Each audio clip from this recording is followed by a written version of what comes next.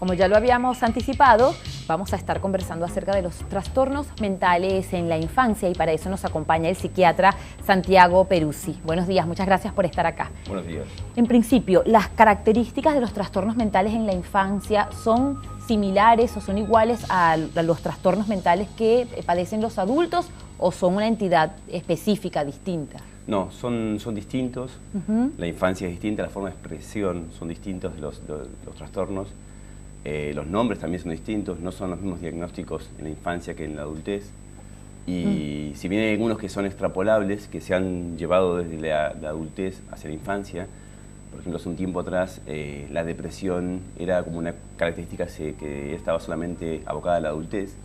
Los adultos, nadie se imagina que los niños podían llegar a tener una depresión, pero sí, ahora se está ahondando en esto, en descubrir que hay ciertos trastornos como la depresión, la ansiedad, pueden ser similares a los adultos. Ahora, hay otros trastornos que son exclusivos de la infancia. Bien, ¿cuáles son los más frecuentes durante la infancia? Los más comunes y los que están como muy en boga últimamente, hablo de en boga porque hay también como una especie de moda de la psiquiatrización y de abusar con el sobrediagnóstico. Lo que se está utilizando mucho últimamente y se habla mucho es del TEA, es una sigla que significa trastornos del espectro autista. Esto es algo que está como muy presente. Antes se llamaba de una manera similar, que son trastornos generalizados del desarrollo, pero son dificultades en la adquisición de ciertos parámetros de socialización, de adquisición del lenguaje, de conexión con el mundo. Bueno, esto tiene que ver mucho con la infancia. Sí. Y hay otro trastorno que estuvo también como muy de moda hace un tiempo atrás, ahora ya por suerte ha calmado un poco, que es el trastorno por déficit de atención e hiperactividad. Sí. ¿Y cuáles son las características que tienen cada una de esas condiciones, de esos trastornos? El trastorno por el espectro autista, empiezo por esto porque la gente está como muy, últimamente las consultas tienen mucho que ver con esto y hay mucho... Antes se pensaba que el autismo era una cuestión como muy rígida, que había un solo cuadro, que es el autismo grave, ¿no? El que uno se puede imaginar de las películas.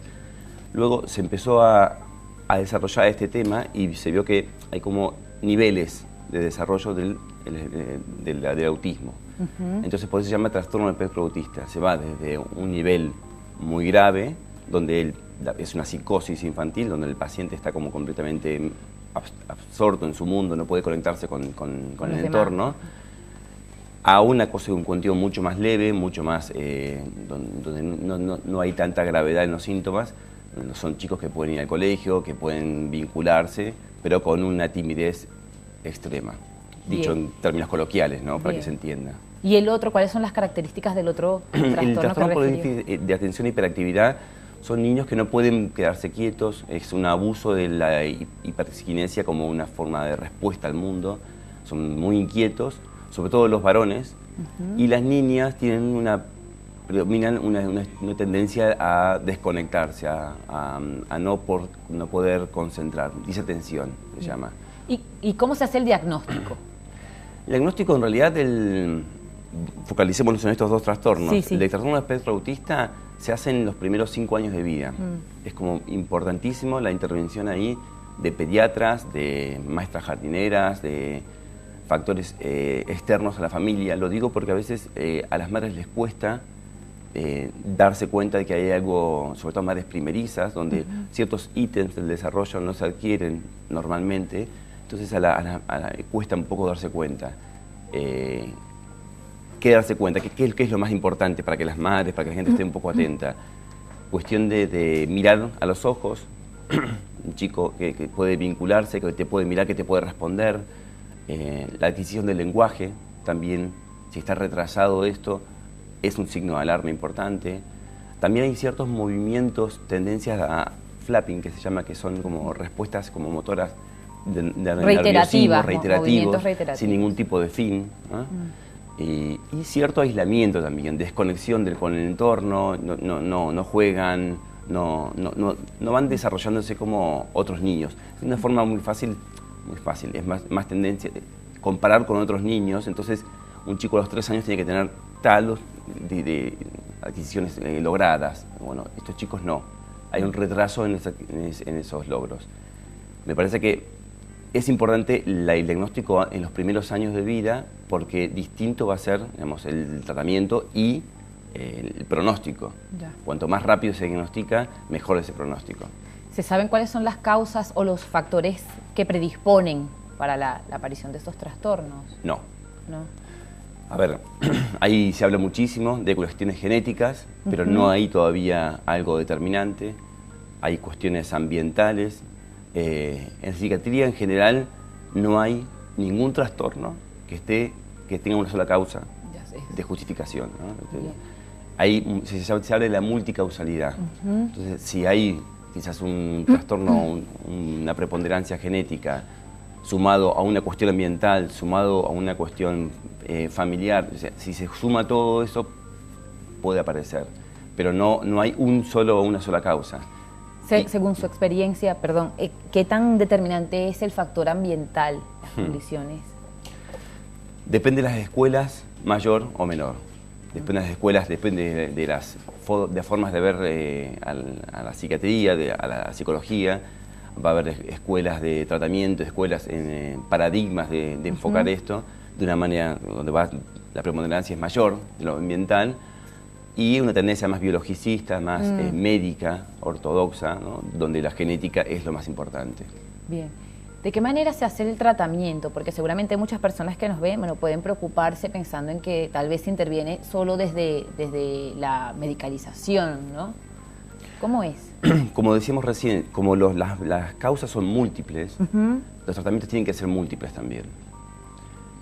El primer tratamiento es siempre, se busca tratamientos que no generen efectos adversos, que sean menos agresivos. En ese sentido, lo psicoterapéutico, y donde incluyo psicología, fonoaudiología, psicopedagogía, acompañantes terapéuticos, un enfoque como multisistémico de diferentes enfoques y siempre desde el punto de vista psicológico. Eso es lo primero que se interviene. Luego, si hay fracasos, dificultades, síntomas como muy difíciles de controlar, de manejar, que le impiden al paciente acudir a la escuela, socializar, cuando hay síntomas como más graves, entonces ahí entraría la psiquiatría con la medicación. Pero bueno, se llega a medicar, yo tengo pacientes, se tratan estos pacientes, la medicación tiene sus efectos adversos, pero también sus efectos positivos, entonces hay que hacer como un balance de costo-beneficio y si es necesario se medica con los riesgos que eso implica y con la atención que eso genera.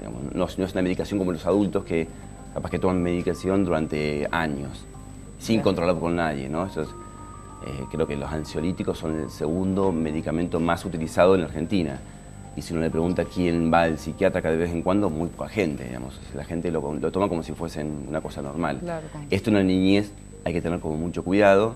Son pacientes que hay que controlarlos con los medicamentos y que de vez en cuando hay que hacer vacaciones farmacológicas. Bien, eso quiere decir... Interrumpir. Bien. Interrumpir el tratamiento, ver qué sucede, cómo respondió.